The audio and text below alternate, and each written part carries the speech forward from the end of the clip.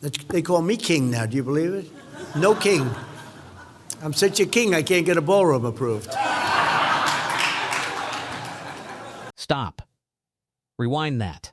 That was Donald Trump at an Easter event, talking about himself, while a narrator was reading scripture about Jesus Christ entering Jerusalem as king. The words were, Jesus entered Jerusalem as crowds welcomed him as king. And Trump's response out loud on a microphone in front of a crowd was, "That's they call me king now." This is not a joke. This is not satire. This is not a clip taken out of context. This is a sitting president at a Christian Holy Week event responding to Scripture about Jesus. By making it about himself. And it gets worse. Because that was just the opening 30 seconds. It's pretty amazing, right? I'm a king. If I was a king, we'd be doing a lot more. I'm doing a lot, but I could be doing a lot more if I was a king.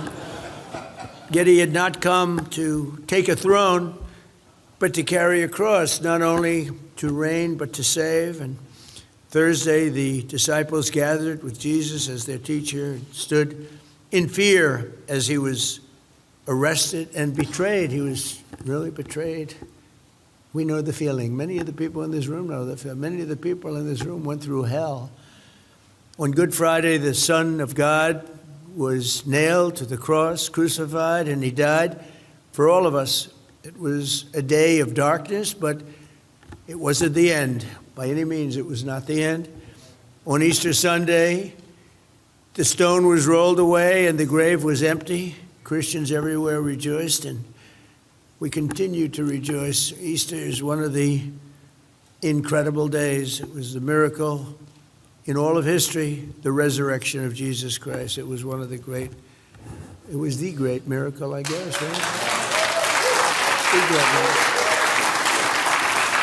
He told his followers, "I am with you always, even to the end of the age," because of the events of Holy Week 20 centuries ago.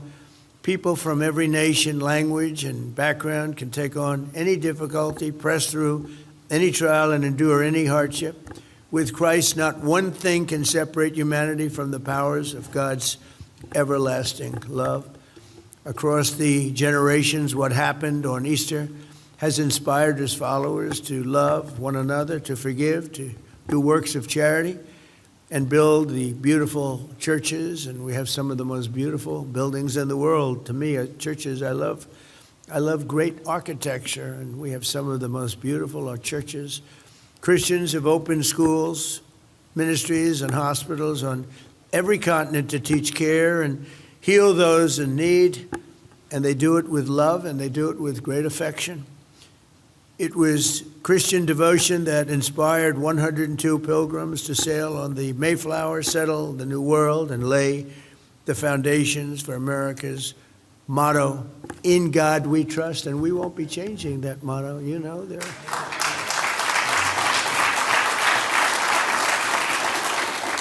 there are groups of people that motto is unacceptable. We don't deal with them. We cast them aside. There's no talking to these people. They're crazy. It'll never change, ever. If anybody ever let that change, I think they wouldn't be long for the world. I've often said that to be a great nation, you have to have religion. I believe that so strongly. You have to have religion. And you have to have God. That's why this Easter we are bringing back religion to America. Did you catch that? The narrator says Jesus was betrayed. And Trump cuts in. Live. Unscripted. With. We know the feeling. Not a prayer. Not a reflection. A political grievance. Delivered at an Easter church event. In front of a crowd that applauded. Think about what just happened.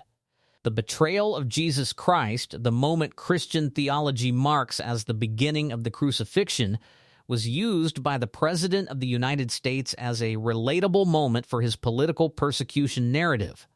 This is the same man who sells $60 Bibles, who runs campaign ads over religious imagery, who has told evangelical voters repeatedly that he is fighting for God in America.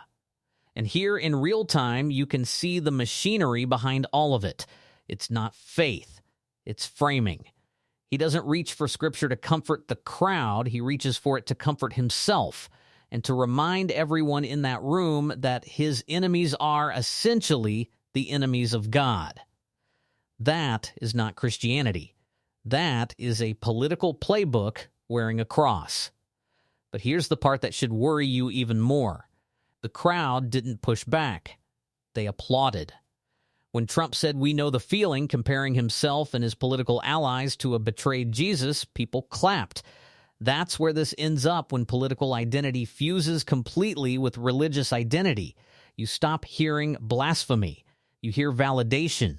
And later in the same speech, Trump said plainly, directly, that America needs to bring back religion, not return to faith, not deepen spiritual life, bring back religion. As a policy, as a project, as something the government does. He also said, and this is a direct quote, not commentary, that people who oppose the motto "In God We Trust" should be cast aside. That there is, quote, no talking to these people. That they're crazy. That is a president at a religious event calling for the exclusion of Americans who hold different beliefs, and doing it while invoking the resurrection of Jesus Christ. Here is what this clip actually is. It is a president who understands that the most powerful political identity in America right now is not Republican. It's not conservative. It's chosen. It's the feeling of being persecuted, misunderstood, and ultimately vindicated by God. And Trump, whether through instinct, calculation, or something in between, knows exactly how to speak that language. The comparison to Jesus isn't an accident. The "we know the feeling" line isn't a stumble. It's a message. I am suffering for you. My enemies are your enemies. And like him, I will not be stopped. That is the subtext of every single thing you just watched. And the reason this matters, the reason this clip deserves more than a scroll past, is because this is not a fringe event. This is not a rally in a parking lot.